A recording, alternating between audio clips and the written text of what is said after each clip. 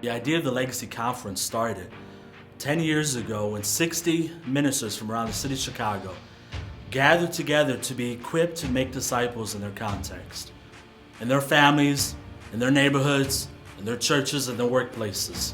Who would have thought that 10 years later, this would have grown into a national conference, reaching 1,800 people with the same heart, the same passion, to be equipped to make disciples so that they could continue to go to their cities and leave a legacy. It started locally and it's now moving globally, man. So we see disciples gathering together to make much of Jesus and to learn about him and then to take it into their context. Coming on 10 years and it's grown so, incredibly, but yet it doesn't feel like this institutional, stale conference. It still feels alive. It feels like it's bustling with fresh perspective, fresh ideas that the Spirit of God is inspiring and encouraging and convicting and challenging people here.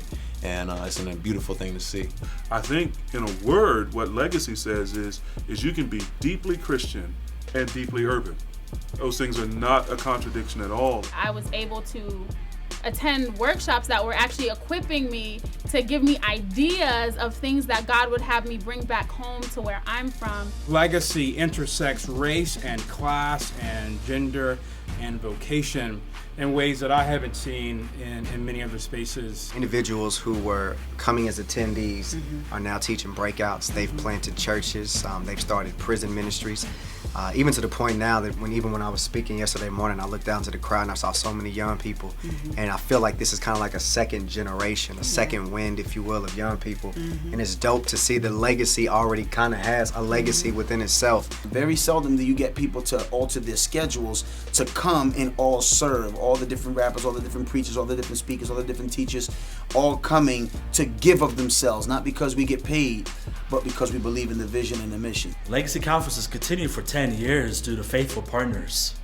Hundreds of ministers have come over the years with no honorarium because their heart is to pour into urban leaders. And now we ask for your partnership as well. We have a goal of raising $25,000 by January 31st so that we can continue to make the conference affordable for our target urban audience. Will you partner with us with a gift of $25, $50, $100 or more so that we can continue to leave a legacy in the next generation?